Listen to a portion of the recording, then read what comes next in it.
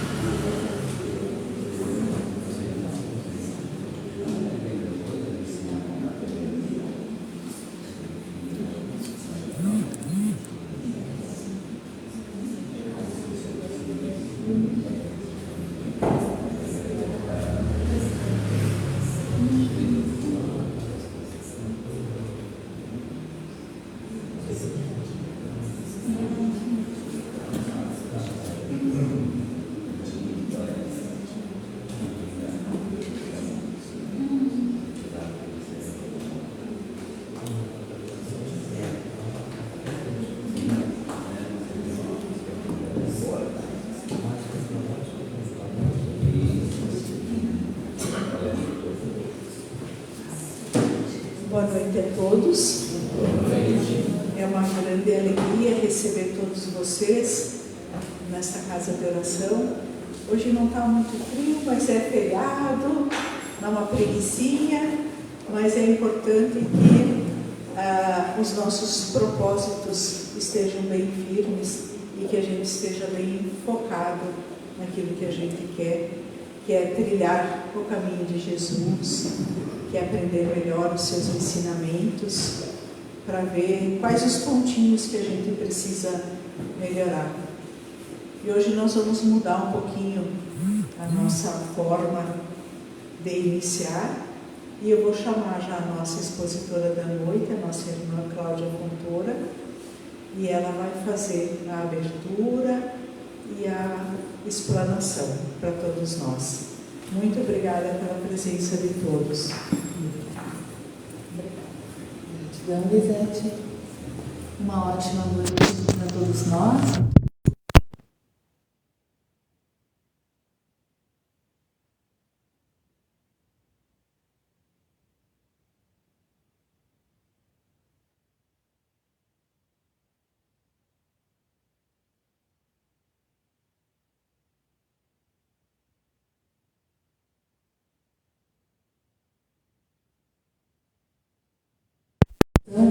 É o maestro Plínio Oliveira. Ele tem músicas maravilhosas. Ele compôs a Sinfonia do Amor em homenagem a Chico Xavier. E sugiro a vocês que não o conhecem, que pesquisem na internet, que vão encher com certeza o coração com muita alegria e com muitas canções que são dignificantes para cada um de nós. O nome desta prece inicial é a oração cabocla.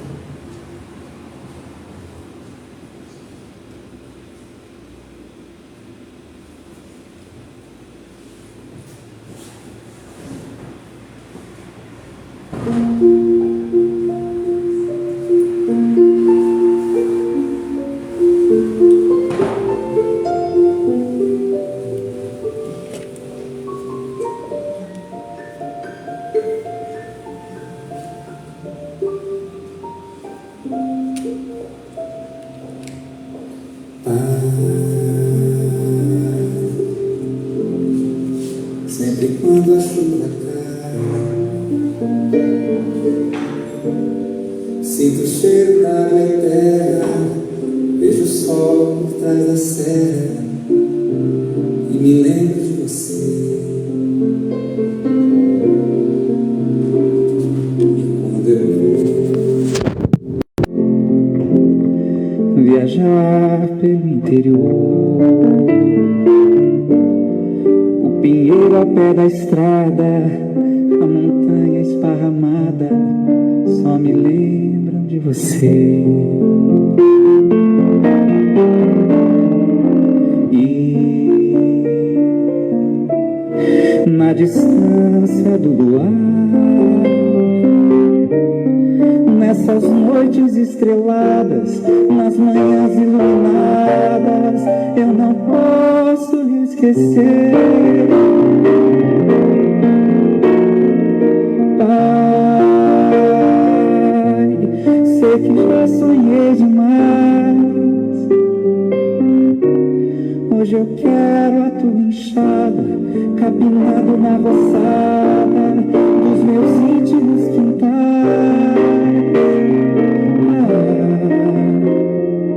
E quando a roça florescer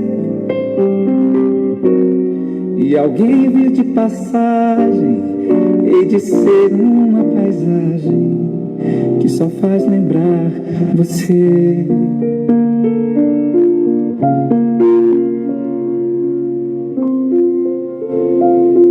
Que eu seja digno da fé que tens em mim, que eu possa acender com a minha canção uma luz na escuridão que parecia não ter fim. Conte comigo, cante comigo. E na distância do luar, nessas noites estreladas, nas manhãs iluminadas, eu não posso me esquecer. Pai, sei que já sonhei demais. Hoje eu quero a tua enxada, capinando na roçada dos meus íntimos quintais. E quando a roça florescer e alguém vir de passagem, hei de ser uma paisagem que só faz lembrar você.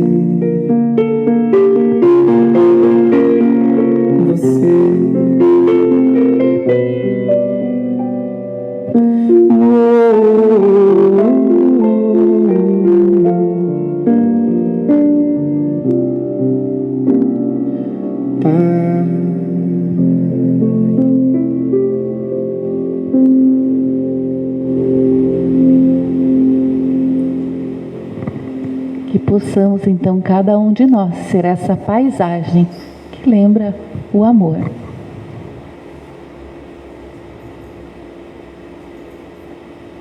E hoje vamos estudar um pouquinho sobre a reencarnação.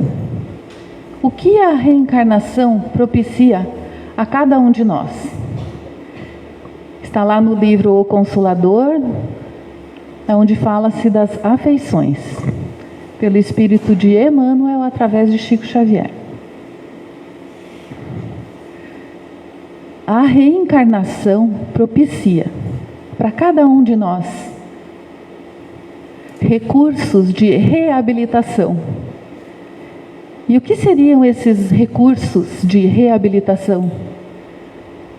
E pensando sobre como explanar, lembrei que nós todos dirigimos, muitos de nós dirigem e gostam de estar habilitados, ou necessitamos estar habilitados para podermos andar por aí de uma maneira mais rápida, digamos assim, de carro, ou de moto, ou do que quer que precise de uma habilitação.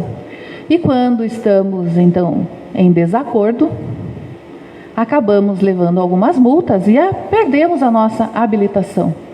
E para termos essa habilitação de volta, nós precisamos nos reabilitar. Estudar de novo, buscar novas referências, transformar o nosso modo de nos guiarmos por aí, pela vida. Então, esses recursos de reabilitação são para nós algo de muito amoroso que possuímos nessas nossas vidas, que Deus nos dá, essa possibilidade de nos habilitarmos novamente para as coisas quando nos equivocamos. Então a reencarnação é uma forma de reabilitação. E quando nos reabilitamos, nós estamos em busca ou encontrando a felicidade momentânea, presente, mas a felicidade futura também. E vamos com isso iluminando o nosso caminho. E o caminho de todos aqueles que estão envolvidos na vida conosco, aqueles que cruzam esse nosso caminho.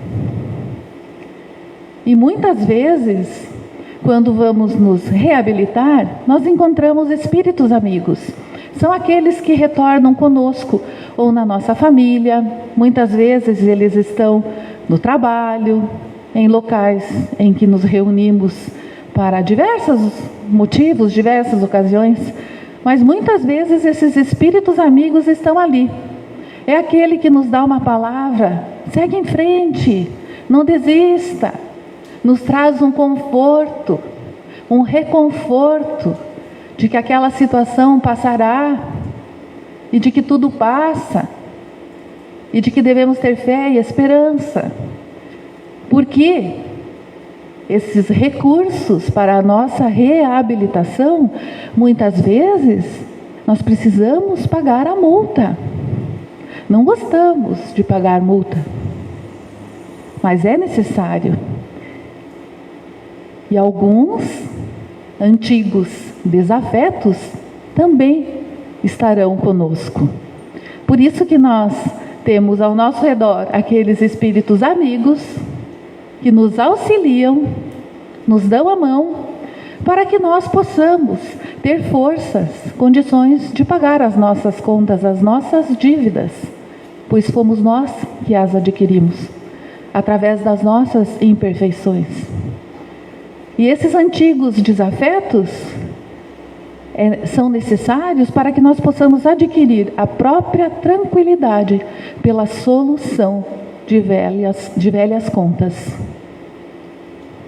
E assim nós nos recompomos e estamos novamente habilitados para continuarmos essa busca da felicidade, através do amor, através da harmonia e da paz.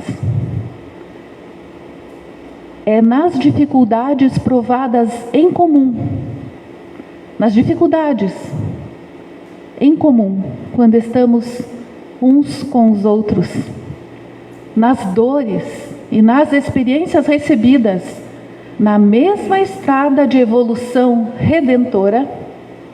Então, nas dores e nas experiências recebidas, na mesma estrada, todos nós caminhamos na mesma estrada de evolução redentora, que se olvidam, que se esquecem as amarguras do passado longínquo, transformando-se todos os sentimentos inferiores, porque muitas vezes essas amarguras, essas dificuldades, essas dívidas que temos, causam dores, causam mágoas, causam grandes dificuldades para nós e para o outro. Portanto, é necessário que estejamos hoje aqui, nessas dores e nessas experiências em conjunto. E nessas dificuldades, então, provadas em comum, entre dores e experiências recebidas, vamos esquecer as amarguras do passado, transformando todos esses sentimentos inferiores em expressões regeneradas e santificadas. Regeneração, santificação é a nossa busca. Estamos indo para esse mundo de regeneração. E é necessário que se olvidem, que se esqueçam as amarguras do passado. E purificadas então todas essas afeições, acima desses laços aqui do sangue familiares, o sagrado instituto da família se perpetua no infinito. É a família eterna, a família espiritual, através de laços que são imperecíveis do espírito. Então, quando nós purificamos essas nossas afeições, nós sim conseguimos criar, co-criar a família que contém laços imperecíveis, que não estragam, que não rasgam, que não se desatam. E assim, seguindo a nossa caminhada espiritual, nós estaremos sempre unidos em pensamento, em amorosidade. E como então acontece a reencarnação? Se há uma necessidade da nossa reabilitação. Esse estudo nós buscamos no livro A Gênese, Os Milagres e as Predições segundo o Espiritismo, no capítulo 11, que fala sobre a encarnação dos espíritos, no item 18. Quando o espírito tem de encarnar num corpo humano em vias de formação, um laço fluídico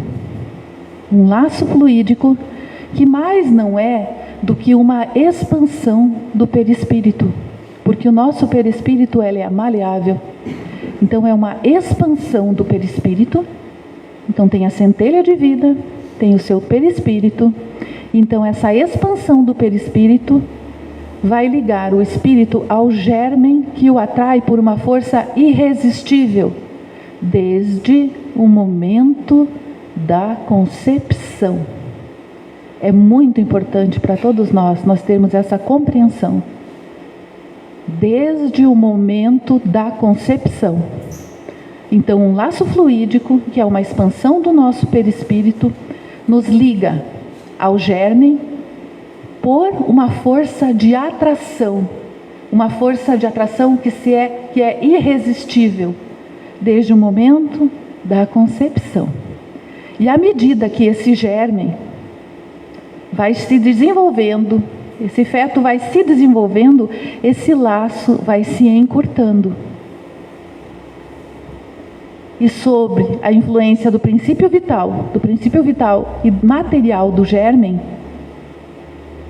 do feto, o perispírito, que possui algumas propriedades da matéria, se une molécula a molécula ao corpo em formação. Então, sob a influência do princípio vital e material do feto, do nosso corpo físico, o perispírito vai se unindo molécula a molécula ao corpo em formação desde a concepção. Desde a concepção. Molécula a molécula.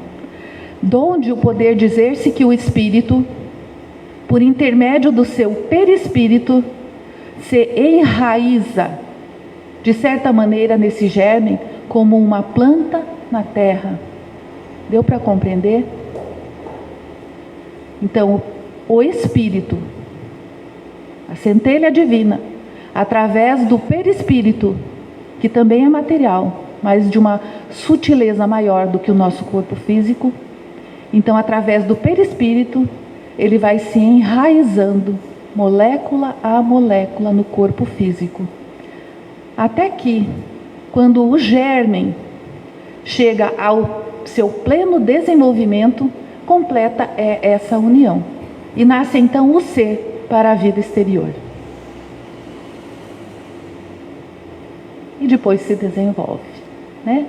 No mundo, como todos nós. E para isso, para esse movimento da reencarnação, antes disso, antes da concepção, existem equipes especializadas nas várias etapas do regresso à vida. Lembram que nós precisamos nos reabilitarmos? Às vezes nós temos muitas multas, nós temos muitos movimentos, muitos momentos em que nos equivocamos. Então essas equipes especializadas vão lá observar, ele ou ela, nesse momento, está pronto para pagar uma das multas, uma das contas. Então vai reencarnar de uma maneira propícia a que possa reparar então essa dívida. Já tem condições de reparar umas 2, 3 dívidas nessa reencarnação. Então assim o será. Então essas equipes especializadas nessas várias etapas do regresso à vida, desde que se estabelece esse projeto de uma nova reencarnação. O que esse espírito no que ele vai se reabilitar? Qual a necessidade para o seu crescimento? Aonde será necessário nascer? Aonde será necessário se desenvolver? Quais as dificuldades e as dores são necessárias para essa reabilitação? E essas equipes acompanham e orientam os envolvidos na prova ou no resgate de erros passados, porque quando nós reencarnamos, há muitos envolvidos, há toda a nossa família. E aqueles seres da espiritualidade que não reencarnam, que não estão aqui em corpo físico, mas estão nos acompanhando. E vão selecionar os corpos mais adequados, supervisionando desde o início a formação do feto. E o que seriam corpos mais adequados para quem precisa se reabilitar? O que seria um corpo mais adequado? O que é um corpo perfeito para a nossa reabilitação? Muitas vezes o corpo perfeito para a nossa reabilitação é um corpo com dificuldades, é um corpo sem um membro, é um cérebro com muitas dificuldades, mas é um corpo perfeito para aquele momento, é o corpo mais adequado para essa encarnação. Então a perfeição divina é algo que ainda não compreendemos. Portanto, para nossa reabilitação, às vezes, nós vamos nos deparar com corpos aparentemente disformes, mas necessários para esse movimento de reabilitação. Então, essas equipes especializadas estarão acompanhando todo esse processo. E vão também auxiliar no desenvolvimento do embrião, acompanhando-o até o nascimento. Auxiliam no desenvolvimento. Porque às vezes é necessário que esse corpo venha com algumas dificuldades. Ou não. Né? Outros orientadores espirituais se encarregam de acompanhar de perto a criança muito além do primeiro minuto de vida. Orientadores espirituais, nossos anjos guardiões. Há aqueles que vão reencarnar que têm uma certa evolução, uma evolução mediana. Então, alguns espíritos de evolução mediana também colaboram de boa vontade na execução desses vários passos do processo de regresso à vida, ajudando a essas equipes especializadas. E quando tem condições para isso, eles ajudam as equipes da espiritualidade a moldar o seu próprio corpo com mentalizações positivas. Então, alguns espíritos que já têm uma evolução, mesmo que vão reencarnar num corpo com dificuldades e que saibam que durante a sua vida terão dores e sofrimentos, mentalizam de uma maneira positiva toda essa reencarnação, todo esse processo de reencarno, porque sabem que é necessário se reabilitar. E isso é feito com gratidão, porque teremos essa oportunidade de reabilitação. Por isso, hoje, cada um de nós deve dizer sim ao amor, principalmente dizer sim à vida. Nós que estudamos a doutrina espírita, temos o entendimento. Temos o entendimento, através do estudo, que devemos sim dizer sim à vida em qualquer momento, e principalmente nessa etapa da reencarnação.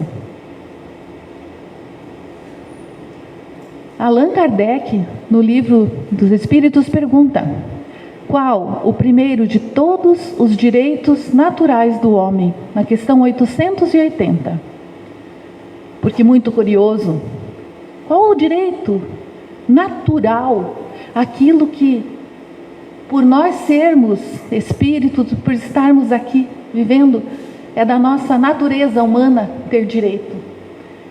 E eles respondem que é o direito da vida, o direito de viver. É um direito natural do homem como um todo, do ser humano, homem e mulher. Por isso é que ninguém tem o direito de atentar contra a vida de seu semelhante, nem de fazer o que quer que possa comprometer-lhe a existência corporal. Ninguém tem o direito. Entretanto, nós, muitas vezes, não sabemos que o primeiro de todos os direitos naturais do ser humano é o de viver. E perdemos, às vezes, essa habilitação e caímos, em movimentos equivocados. Mas tudo passa e tudo é perdoado. Precisamos conhecer, para então agirmos de uma maneira correta. Conhecereis a verdade, e a verdade vai te libertar. Na questão 359, ele pergunta: dado o caso que o nascimento da criança pusesse em perigo a vida da mãe dela, haverá crime em sacrificar-se a primeira, isto é, a criança, para salvar a segunda, isto é, a mãe? O que vocês acham? O nascimento da criança pusesse em risco a vida da mãe. E os espíritos respondem: preferível é se sacrifique o ser que ainda não existe a sacrificar-se o que já existe. Porque eles explicam que aquele ser que já está vivendo, já está em uma reencarnação adiantada, que já está podendo então engravidar, já tem alguns anos de vida e está com a sua reencarnação em andamento. Então é preferível que esse continue com a sua reencarnação e aquela criança então seja tirada, digamos assim, de uma maneira amorosa, para então que a mãe possa continuar a sua vida. É possível. E nesse caso nós podemos lembrar do Divaldo, que a mãe dele já tinha 12 filhos a termo e já tinha tido alguns abortos. E foi no médico achando que estava com barriga d'água. E ele fala: não, a senhora está grávida, está com uma gestação. E ele, naquela época, uma pessoa da idade dela hoje é considerada muito nova, mas naquela época, com tantos filhos, ele orienta, acha que aquela gestação, aquela gravidez poderá pôr em risco a vida da mãe. E ele orienta ela, então, que abortasse, que seria uma forma de se proteger. E ela diz que não, que ela é uma católica fervorosa e que não ia fazer isso. Então temos o Divaldo, que nasceu como seu 13º filho. Então, por isso, muitas vezes nós temos que também seguir o coração, porque há muitas mães que preferem então perder a sua própria vida do que seu filho se parta. Mas enfim, cada um,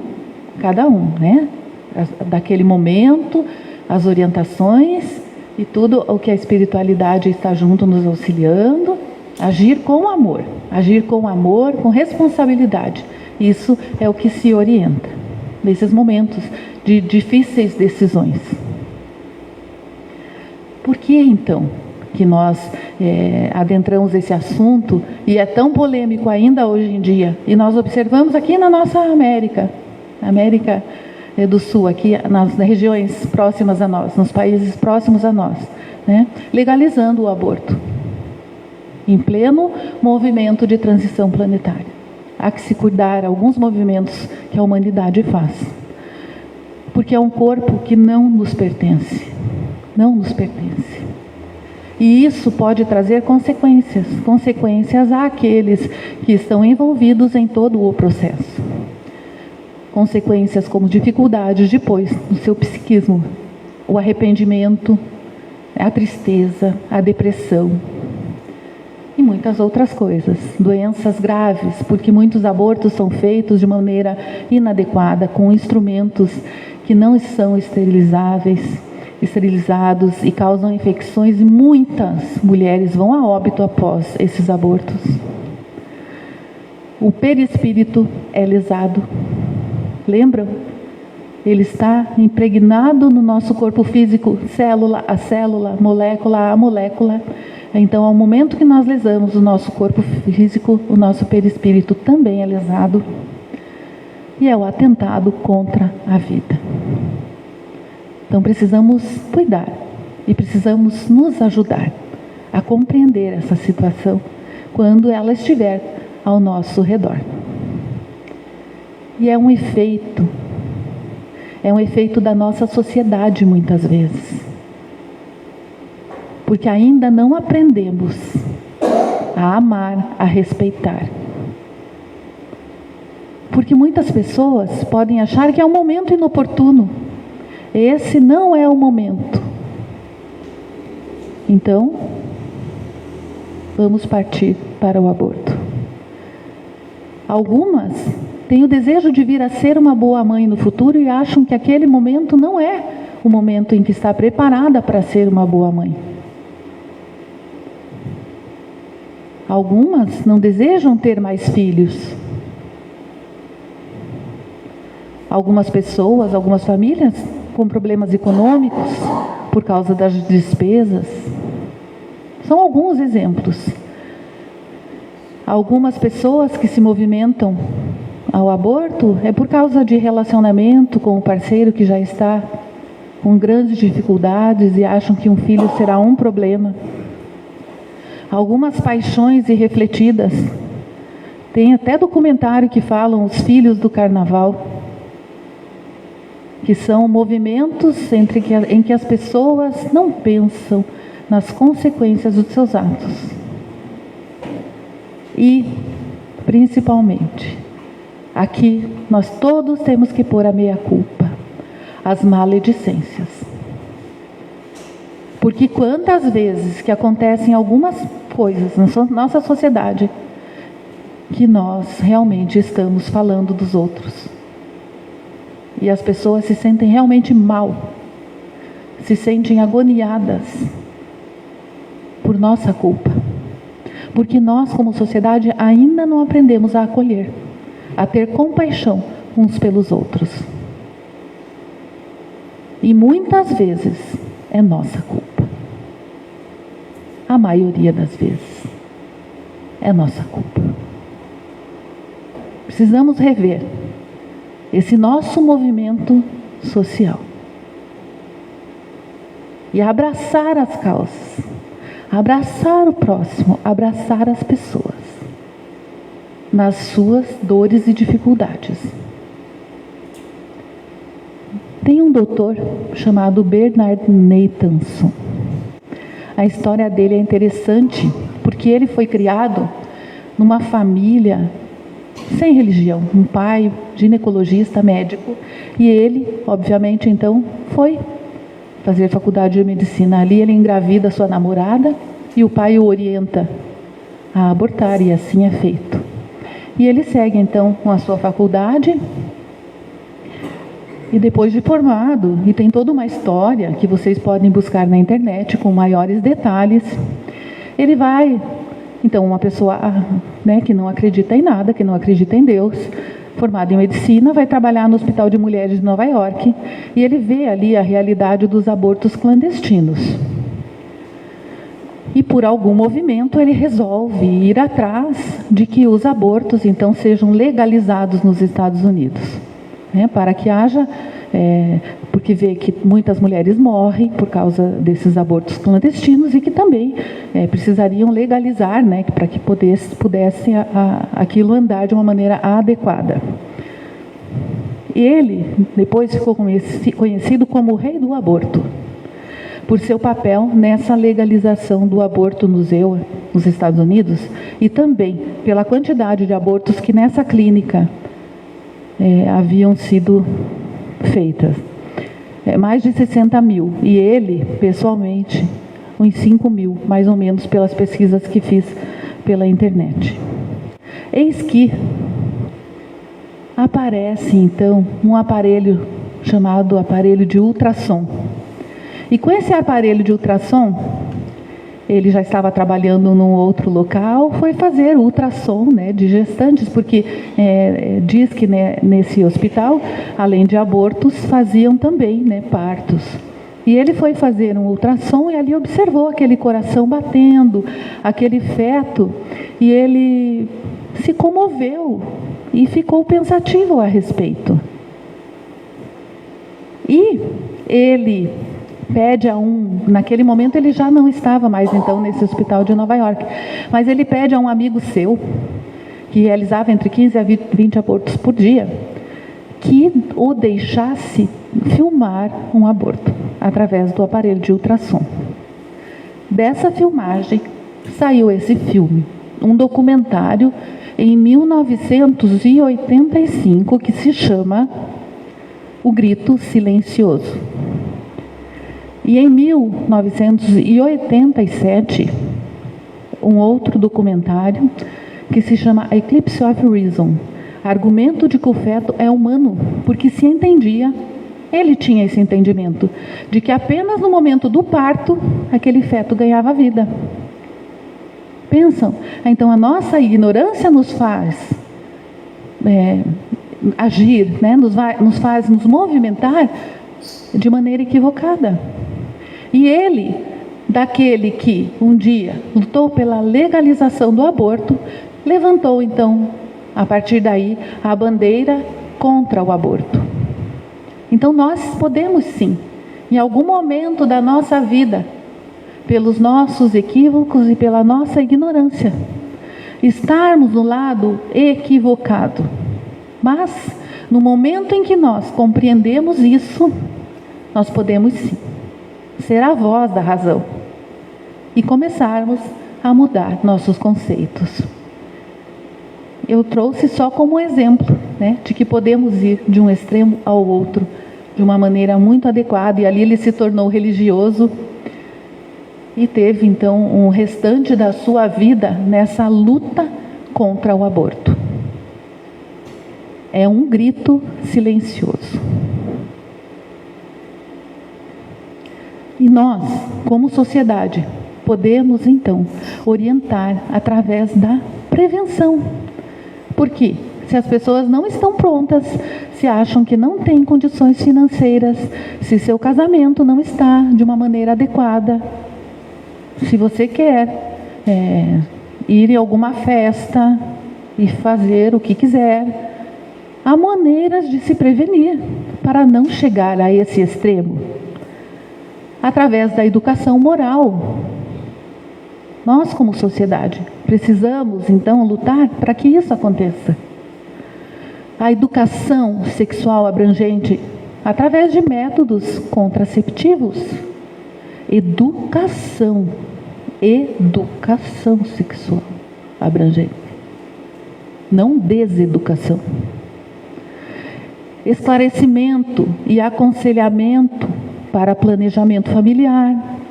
Vocês querem um dia ter um filho? Então vamos planejar a sua família. Vamos planejar.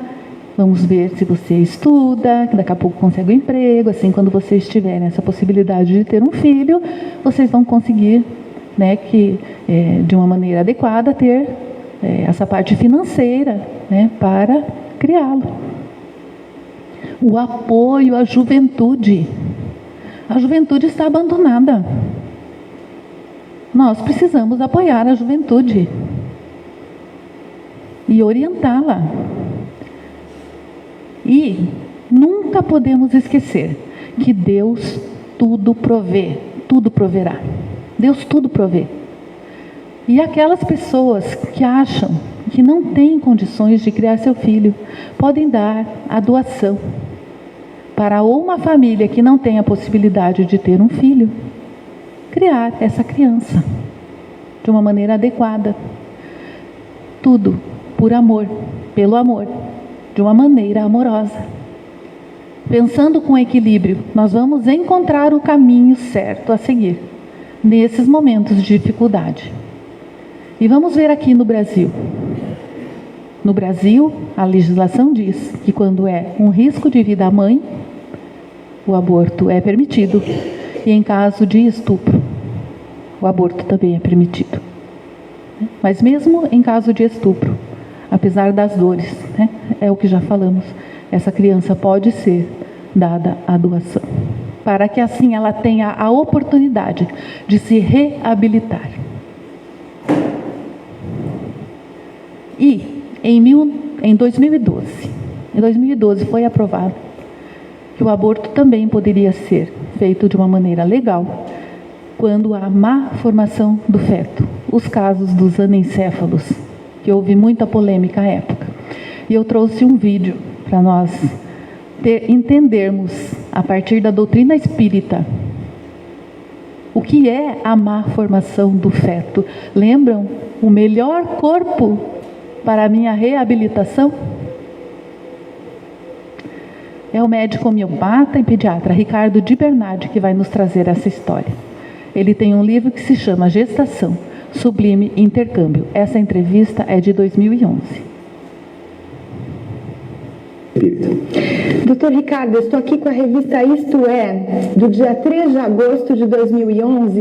Eles querem descriminalizar o aborto e colocam aqui depoimentos de algumas mães que cometeram aborto após descobrirem que a gestação que elas tinham, que elas estavam levando, era de anencéfalo.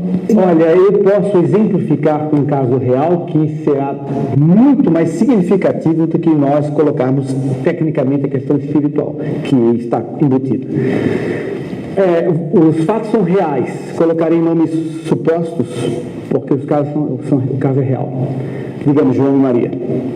João e Maria eram casados há 8 anos e pouco. Não tinham filhos. Num determinado momento, houve uma grande surpresa, onde Maria percebeu que estava grávida. Foi uma felicidade imensa, os avós, futuros avós, sogros, etc., fizeram várias reuniões e churrascos e estavam extremamente felizes. Passa-se algum tempo, evidencia-se no acompanhamento do médico que Maria tinha uma complicação. O doutor... quase que escapou o nome dele. O colega, ele disse o seguinte: escuta, Maria, lamentavelmente eu tenho uma notícia um pouco delicada para dar. O João disse: doutor, fala logo porque a gente fica nervoso. Não, é o seguinte e tal, e tentou amenizar. É que o bebezinho, sabe, ele é anencéfalo. E eles ficaram profundamente chocados, e tão chocados ficaram que um médico penalizado, não sendo espírita, mas uma excelente pessoa, ele disse: olha, eu faço para vocês o aborto gratuitamente. Eu sou um dos sócios da maternidade, inclusive, eu faço aborto, não vou cobrar nada, eu falo com os colegas, porque eu estou penalizado pela situação de vocês. Eu venho especialmente aqui um dia, fim de semana, se vocês quiserem, faço aborto. João e Maria disseram: não, doutor, nós não queremos fazer aborto, porque nós somos espíritas. Eles ficam meio na dúvida, mas por quê? Eles tentaram explicar. Voltaram várias vezes ao consultório e disseram: doutor, nós queremos acompanhar o nosso filho. Ficou evidente que era uma menina depois, é de sexo feminino. E durante muito tempo, eles acompanharam. Mas não só acompanharam. Eles, durante toda a gestação, 9 meses, eles mostravam para a criança, conversavam com ela, mostravam o nascer do sol, o pôr do sol, mostravam os passarinhos. Chega ao final da gestação, correm, sinal de parto, emocionados, levam os presentinhos para distribuir para quem vai visitar o bebê, o pai pede para assistir o parto. Depois de muito o médico negar, ele pediu, implorou, ele assiste o parto e desmaia durante o parto, porque a situação é terrível, né? Chocante. O bebê vai para o berçário, fica no oxigênio, na incubadora, vive 86 horas e desencarna, falece. Voltam para casa tristes, emocionados, chorando bastante. Passam-se quase um ano. João e Maria estão na sessão mediúnica. Eles trabalham ou eles frequentam? Eles trabalham mediunicamente, os dois em situações diferentes. E na sessão mediúnica, uma senhora que era vidente e falou para o coordenador da sessão, que digamos seja a doutora Alfredo, disse assim: doutora Alfredo, sucede o seguinte, tem uma menina que está querendo se comunicar aqui. E ele disse: é um médium de passagem, de transe psicofônico. E o médium começa a falar: querido papai, querida mamãe, eu estou aqui. Aí o doutor Alfredo perguntou: quem é seu papai, quem é sua mamãe? E o médium aponta para o João e para a Maria: esse é papai, essa é mamãe. Era a menina nem se falar. Logo em seguida vai ficar evidente. Aí ele disse assim: mas então, filho de outras encarnações, porque não tiveram filhos. E exatamente, ela disse: não, eu era aquele anencéfalo. Aí o doutor Alfredo pergunta: mas a vidente está dizendo, a senhora, digamos, Marta, está dizendo que você está muito linda. Ela disse: eu vim agradecer ao papai e à mamãe. Vim agradecer o carinho, as visitas, o contato com a natureza. Aprendi com eles que a natureza é o livro divino, onde Deus escreve a história da sua sabedoria.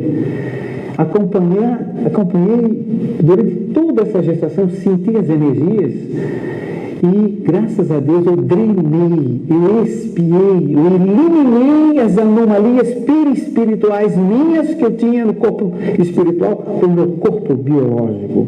E eu estou limpa, ela disse, eu estou livre, eu estou normal, graças ao carinho do meu pai e da minha mãe que me aceitaram e permitiram esses 9 meses e 86 horas essa drenagem. E disse o seguinte: papai e mamãe, se quiserem saber mais, meu nome é Shirley. Eu vou nascer, o nome fictício também, tá? Porque o fato é real, tá? O meu nome é Shirley. Eu vou nascer como filha de vocês o ano que vem. Vocês têm merecimento para saber. Hoje Shirley vive muito bem, já é uma menina linda, absolutamente perfeita, normal, perfeita. Então deve-se abortar o anencéfalo, melhor dado que esse, impossível. Bom, Dr. Ricardo de Bernardi é autor de diversos livros, entre eles esse aqui, Gestação, Sublime e Intercâmbio. Então, todos nós voltaremos a nascer um dia. E quando nós conhecemos a verdade, ela nos liberta e nos faz escolher o caminho correto a seguir. E que possam, cada uma das mulheres, que tenham a possibilidade de gerir um filho, de uma gestação, que cada uma possa dizer: eis-me aqui a serva do Senhor, que seja feita em mim a vossa vontade.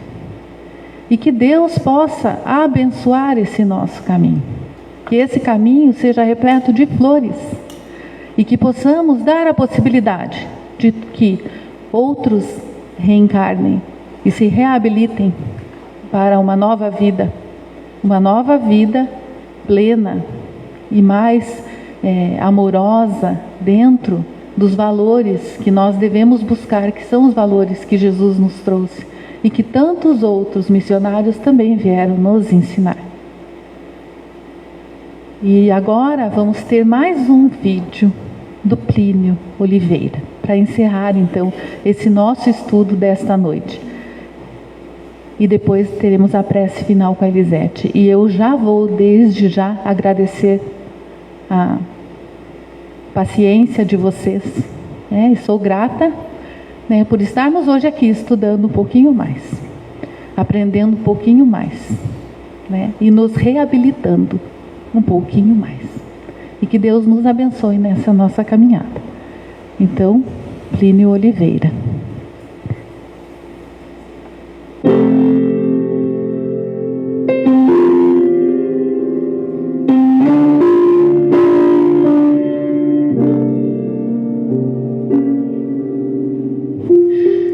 Silvia era uma menininha de 7 anos, quando a mãe dela cometeu suicídio.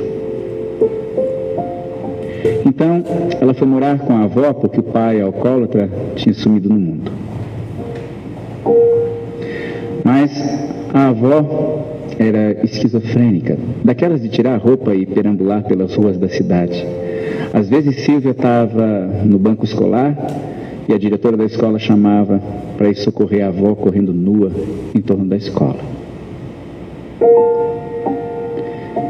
Vivia com a avó e com um tio, e quando fez 9 anos de idade, o tio a violentou. Sem aguentar aquela situação de pobreza, dificuldade, ela preferiu fugir. Aos 12 anos, morava na rua. Aos 13 para 14 anos, ela se apaixonou, conheceu um rapaz e acabou engravidando. Mas ele não tinha certeza que o filho era dele. Ele dizia: você anda com tantos? Como é que eu vou saber? Se fosse uma época em que alguns sonham com uma época assim, as pessoas descartassem os seus problemas, uma gravidez indesejada, vai lá e tira,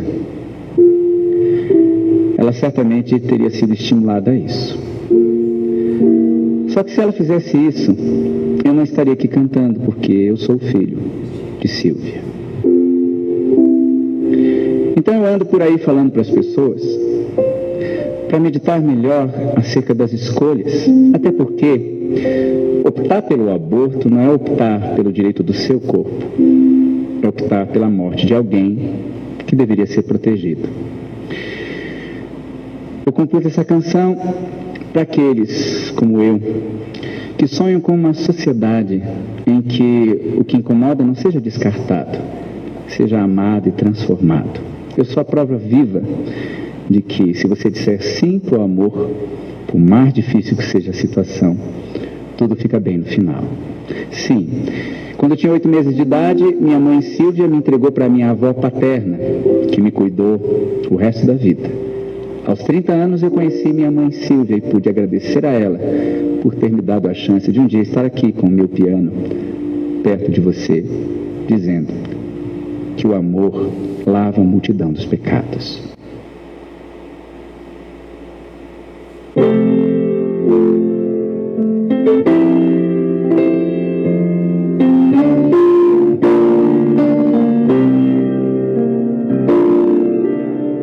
Essa voz, de onde vem, você não sabe e não saberá. Essa luz, pra onde vai, só quem ama consegue enxergar. Não se arranca uma flor de um jardim